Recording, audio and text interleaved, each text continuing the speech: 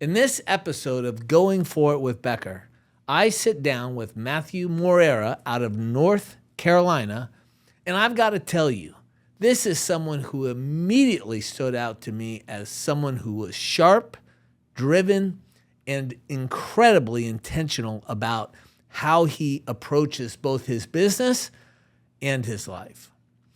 What impressed me right away was his clarity, not just in what he's doing, but in how he's thinking. There's a level of discipline, focus, and energy here that you don't come across often, and it's very clear it's translating directly into results. We talk about what it really takes to grow in today's market, the mindset shifts required to stay consistent, and how to avoid getting distracted by short-term noise while building something that actually lasts. We also get into system scalability and what it means to truly operate like a business owner instead of just working in your business.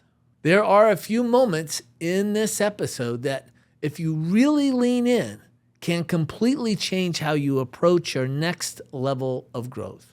Get out your notebook so you can take some notes. And with that, let's get into it.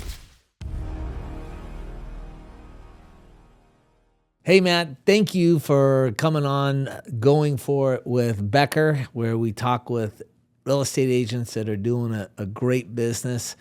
You've been a client of Fusion's for over 3 years now, and from what I understand, you're on track potentially for doing 75 transactions and maybe over $800,000 in GCI. That's pretty amazing. Tell me a little bit about how and when you got started in the business. Okay, yeah. So I basically started real estate in 2013. In a way, it was kind of haphazard. A friend of mine, he just reached out and he said, "Hey, you want to get your real estate license?" And it was right after the recession. And before that, I actually worked in construction. I did trim Yep. carpentry.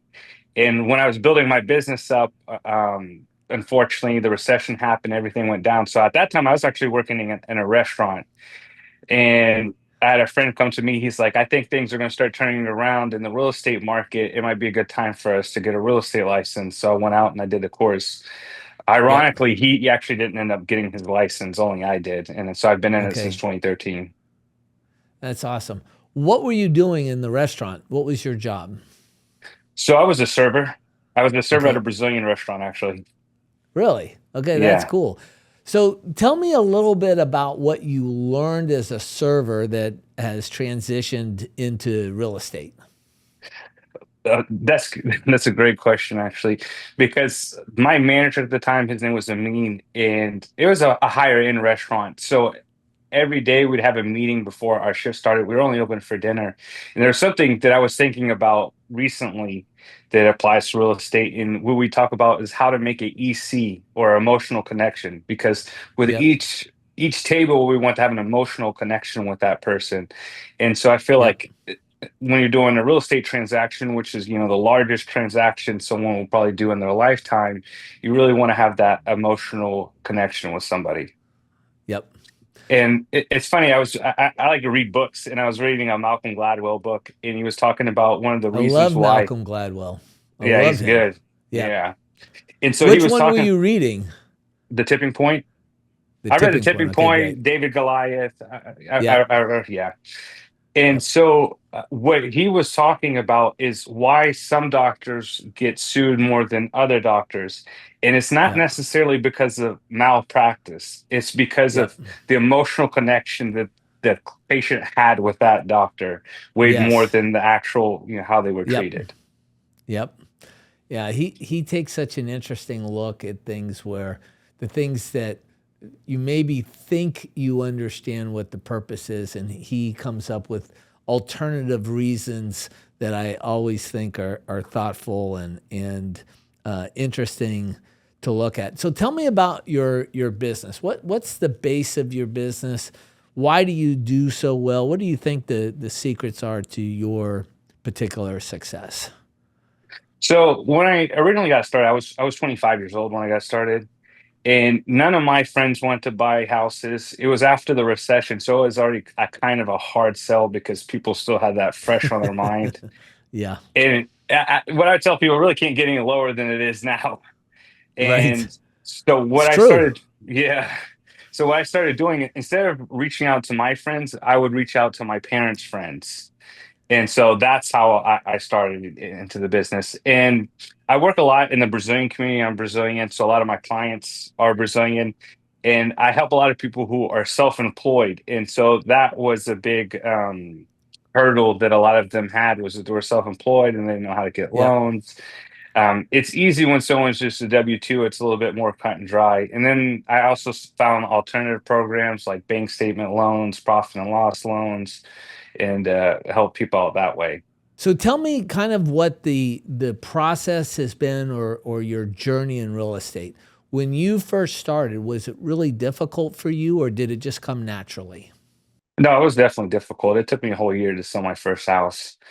Um, and a question I get a lot, because I've done several of these type of podcast interviews, is why didn't you give up? And silly as it sounds, it was nothing I never really thought about. I was like, at some point it's going to have to get good. And so I just stuck with that. You could say I was stubborn with it. Yeah.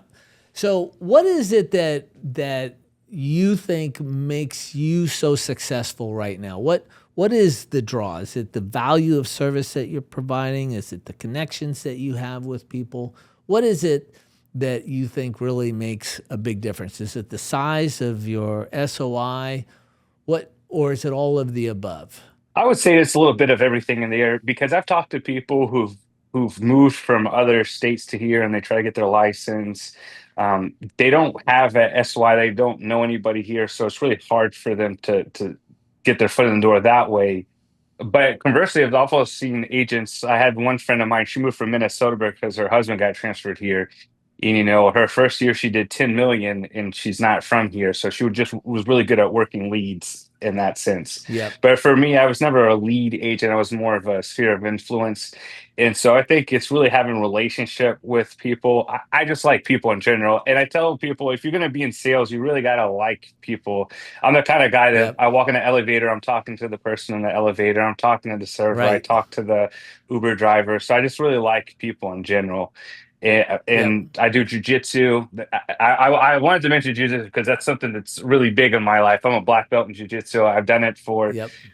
15 years. So when I first started real estate, I thought of it like this. I'm going to get my real estate license. As long as I just sell one house a month, I can train more jujitsu. So it wasn't about real estate in the beginning. It was about training more jujitsu. That was your addiction. Yeah.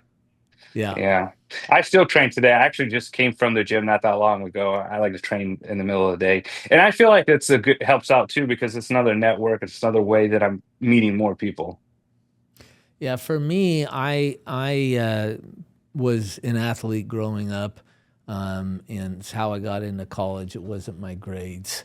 Yeah. I could run with the football pretty fast, and so that's what got me into Cal Poly and San Luis Obispo in California. But to me, that athletic experience really translated into my business experience, particularly as a solo agent. So, this idea of working out and preparing and, frankly, suffering before the process to get stronger and, to do the wind sprints, to do the working out, all of that prep for athletics growing up, that experience was very similar to me preparing myself to be successful in the business because I studied, I learned, I practiced my presentations, I did all of the work, and it was a natural mental transition being an athlete. Did you find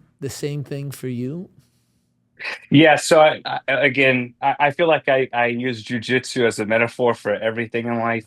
Yep. And the only way you're going to get better is if you're constantly doing it. You know, some people, I've gotten invitations. You want to do a self-defense class? You know, we could do a lady self-defense. It doesn't work unless it's something that you're doing on an everyday basis. Like you're not Right. going to go out to a competition and, you know, because you want it that bad that day, you're going to perform good. It's really going to reflect how you trained every day up until that point. And so I Yep. feel like real estate's the same thing. You know, it's something that you're constantly doing on a daily basis. There's always going to be nuances to it. No transaction is the same. So you just really have to know how to pivot when stuff's arise. And that's something that I've definitely learned with jiu-jitsu. Yeah, I think there's a flow when you're a practicing professional, and certainly I'm sure there's a flow to um, the martial arts. And when I was 35, late 30s, I got into tennis, and I have an addictive personality, and Mhm. that's all I wanted to do. And and so kind of like you know, I needed to go do the work, and because I wanted to be on the tennis court. But what was great about that is that I ended up doing a lot of business on the tennis court. So I incorporated the things in my life to build my networks and to meet more people, and ended up getting a lot of business doing the things that I loved. And there's definitely a flow to tennis. Like when there are days you can go out there, you cannot do anything right. And then there are days you go out there and you can't do anything wrong. Like the ball does Yeah. what you want it to do. And I found that there's sometimes some stretches with real estate where, you know, you may have a couple of days where it's not going right. But if you have the systems or the conditioning, if you will, that those basic things then kick in and then carry you through those tougher points. Is that something that resonates with you? Oh yeah, I definitely feel like you have to have the systems. And actually that's one of the things that I like the most about Fusion. Being with Fusion, I feel like it's definitely helped me automate a lot of things, especially when it comes to staying in contact with people. I like having a coach. Shout out to Jesse, who's my coach. Yeah, And Jesse's amazing. oh, he's great. He's great, and Yeah. it's nice that he's a Compass agent. He was a Compass agent too, and he had a team, so he really understands the system that I work with on a daily basis as well. And so I feel like by setting up these processes, it just becomes a lot better. Ever since I started Fusion, ironically, it's like people will tell me, especially people in my sphere, it's like we see you everywhere. It's like you're everywhere. I had one guy came up to That's me. the He's like, idea. yeah. And I had a guy that came up to me and he says, no one can see your face without thinking real estate. And that's pretty much what I want. And I definitely feel like Fusion's That's what helped we me on that want. way. Yeah. That's what we want. So you just had a baby, is that right? Yeah, I had a baby. It's my first boy. So I have four girls and a boy. Four girls and a Yeah. boy. Holy moly. That's a handful. Yeah. Yeah. Yeah. I had to keep trying for the boy. I had to talk my wife into it, and I eventually talked her into it. And he came, and I'm doing silly stuff. We did a photo shoot not that long. I bought him a little jujitsu gi, and I wore my gi, and we did a photo shoot with Yep. it. I'm making all the funny reels and stuff. And I'm definitely enjoying it. I'm looking forward to. I want to see what the difference is between having a girl and a boy. Yeah. Well, I have a daughter who's now 32 and a son that's 21. And there were big differences between both of them, and two different marriages, and so two different moms. But the one thing that was probably the most different is I was 27 when my daughter was born, and I was 40 when my son was born, and I was such a better dad at 40 because I was more patient, I was a little bit more knowledgeable. When I was 27, I was just so obsessed with trying to make a living and to support everything, and making sure things didn't fall down. But having four girls and one boy, that five kids is a tribe. I Yeah. mean, your wife must be an amazing lady to go in for the fifth. Um, so now her name is Letitia. Leticia. Letitia, Yeah. and tell me about her. So actually, I was married before, like yourself, so I had Yep. two children from the previous marriage, and then Okay. we got divorced, and I actually met her through real estate. She's from Oh. Brazil too. Oh, I was born Okay. here. She always tells makes it fit. I was born here. She was born in Brazil. She came here when she was 14. And Yep. ironically, we actually went to the same high school, but we never met No each other at kidding. the high school. Yeah, it's kind of, I don't At know, the it's just a same big time? coincidence. At the same time, yeah, and just never No met each other. kidding. Yeah, and maybe this wasn't meant to be at that time. Yep. But yeah, she might laugh at this. I call it she's my attack dog, especially with the real estate transactions. Yep. Yeah, Yep. I definitely if I had to call in backup, she's definitely my backup. That's awesome. So tell me a little bit for the other couples that are out there that are in business together. How does that work? It's hard to have two people that are equals. Um, in business, sometimes there has to be someone who is the final decision maker, not necessarily the boss on some things. But how does that dynamic work, where you're working together and then you're raising a family together? Is there some trade-offs? Is there a line that you guys draw? Like, how do you do that successfully? That's kind of funny. I have people say, "How do you spend all day with her?" Because I work a lot from home. She works a lot from home, so we spend all Yeah, day together. And I don't know. I love being around her. To be honest, it's kind of yeah, like if I go out to show house or she goes out to show house. As soon as she gets in the car, she's calling me. We're talking on the phone. I feel like we've worked yeah, very well together. yeah. We're pretty good at making decisions together. She typically is going to be more the voice of reason. Okay. I'm in the clouds. She has to bring me back down to reality and stuff like that. So I feel like we have you're a good you're dynamic. you're you're the dreamer. I'm the dreamer. Yeah. Yeah. I'm the Yeah, dreamer. that's She's the that's realist. awesome. So, do you guys work the same clients together, or do you have a client and then she has a client? How does that dynamic work? No, we work the same clients together. Okay. Yeah. So we So, kind of like, do you we guys kind of, do you guys go on listing presentations together and buyer we'll go together. Yeah. meetings Listing. together? Yeah. Yeah. So what happens, this is typically what happens once we start to get into the busier months. I try to save more doing the administrative stuff. And then she Yep. goes out and she shows more the houses for me. Okay. So tell me about your listing presentation and your buyer presentation. Do you have something that's set, or you just kind of wing it? Do you have a basic conversation models that you follow? What is it that you do? I know that we advocate for certain things. Do you follow some of those things, or do you have your own thing that you do? Yeah, I have my own thing to do. So Yeah. basically,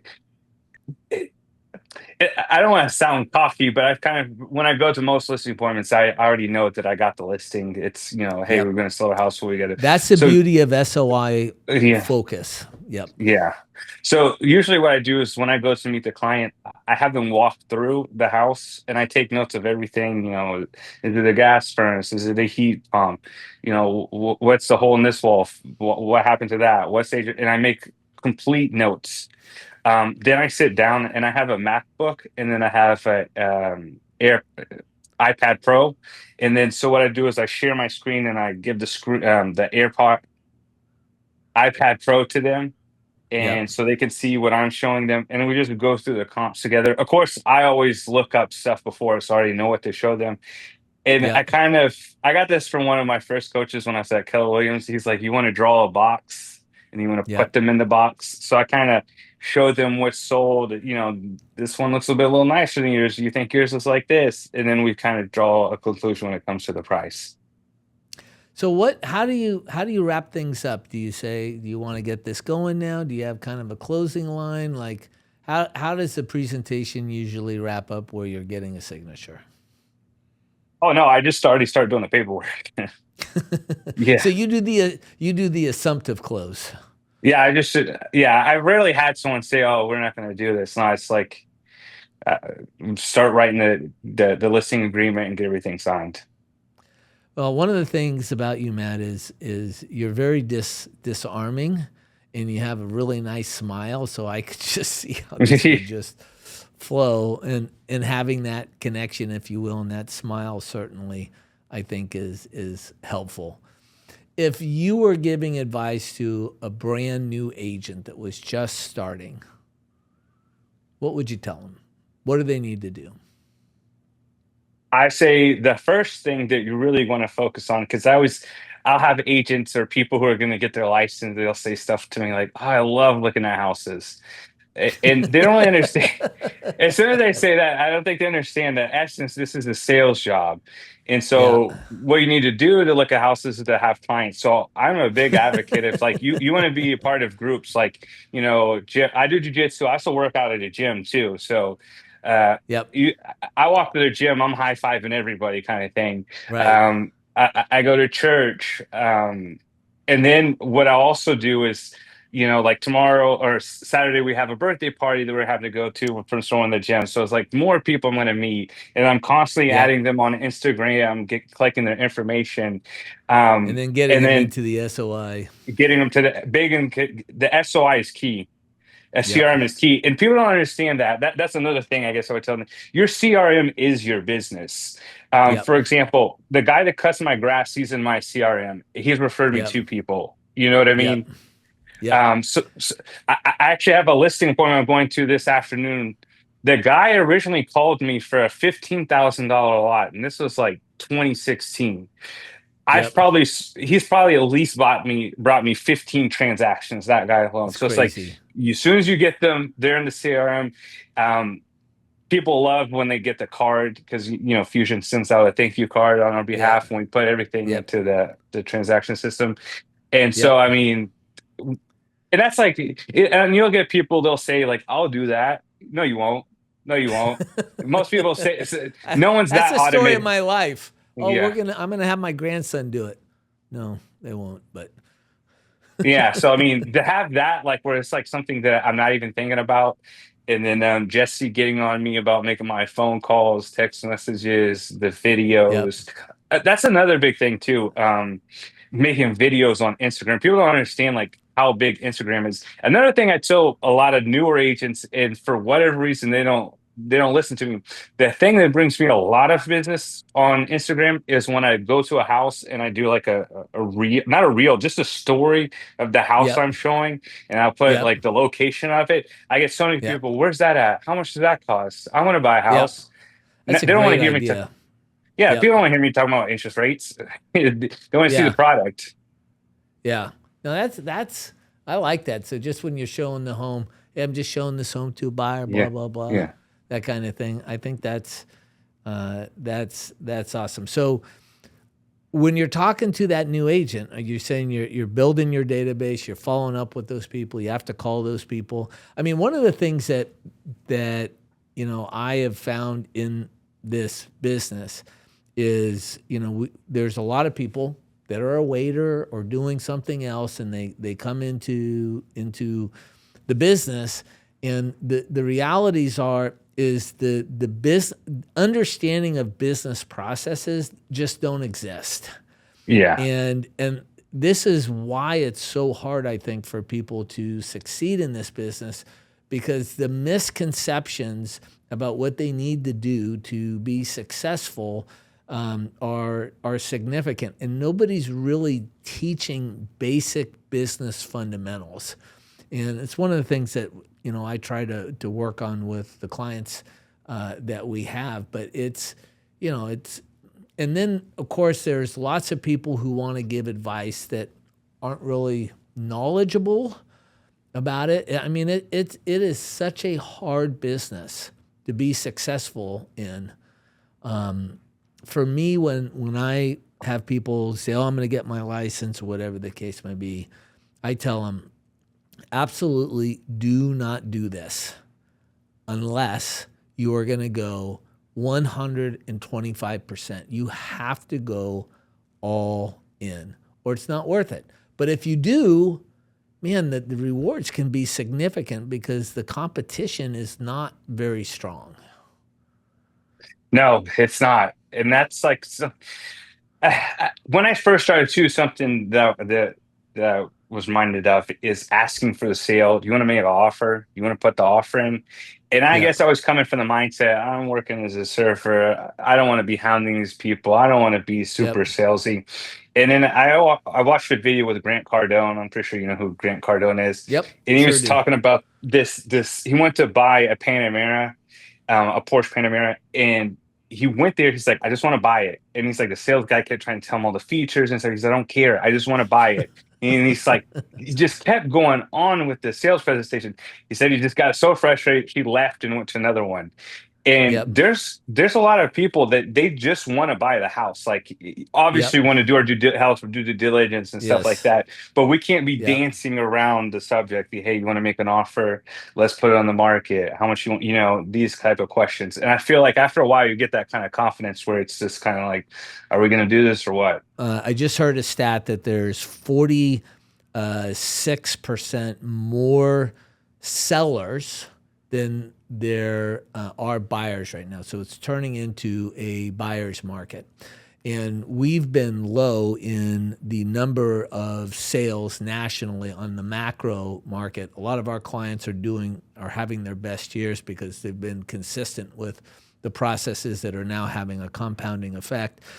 But to me, it's kind of exciting to see this because we still have a lack of inventory for what the need is for our population. We just have some economic issues where currently with the war going on and the interest rates and some uncertainty around some things.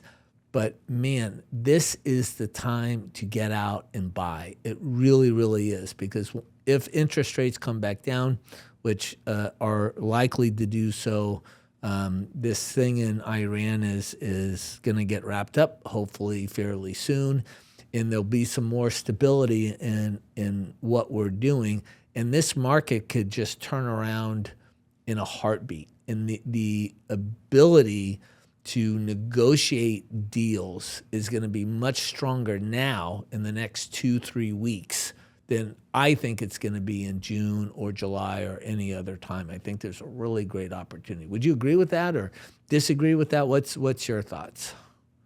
Oh no, yeah, it's definitely a good time to kind of take advantage of the market because once the sellers are starting to get fatigued, it's on the market 2, 3, 4 months, and they just really gotta move it essentially. And you can kind of get a sense of that by looking at new construction. When new construction starts, we'll buy the interest rate to 4.99 and give you $20,000 in closing costs. That's a moment of opportunity for someone to jump in the market. For But sure. but talking to real estate agents in terms like you'll get people to start freaking out, interest rates are so high, no one's going to buy a house, and how am I going to sell, blah, blah, blah. I talked to this one mortgage broker, and he was telling me he was a mortgage broker since 1987. And he's like, there's always something going on. There's a Yep. recession, there's COVID, there's Yep. the dot-com bubble. It's like there's always something.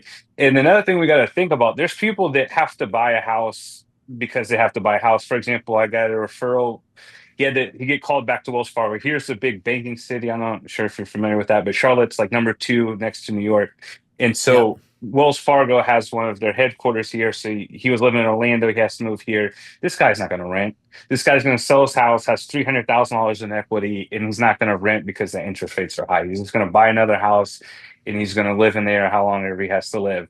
Or you get the first time home buyer, they're a police officer. To them, it doesn't really matter what the economy is doing. He's going to make money the same way. Yep. There's lots of people, firemen, policemen, Yep. doctors, attorneys, like Teachers. Yep. teachers. They're always going to be buying houses. It really depends on what point in their life is. I would say now it's probably better because you don't have all the investors in. That's the people who are, looking for all Yep. the opportunity, this, that, and the other. Well, when you got into the business, that's when BlackRock started buying Yeah. tens of thousands of homes, and they have done incredibly well with those purchases, obviously. And again, when it's a buyer's market, it's a buyer's market. Nobody wants to buy when it's a buyer's market. because they want to go with the herd. But if you talk to Warren Buffett, you don't want to sell when everybody's selling, and you don't want to buy when everybody's buying. You want to be doing the opposite, and that's Yeah. where wealth sometimes can be created. Matt, this has been a really fun conversation. I can see why you're so successful. And on behalf of Elon and Jesse, who work directly with you, they absolutely love working with you and your wife. They think you guys are awesome. And I'm very appreciative to be in business with you. And I appreciate you taking the time with me this afternoon to have this conversation. No, thank you for having me on. I'm honored. All right. You have a great rest of the day. You too.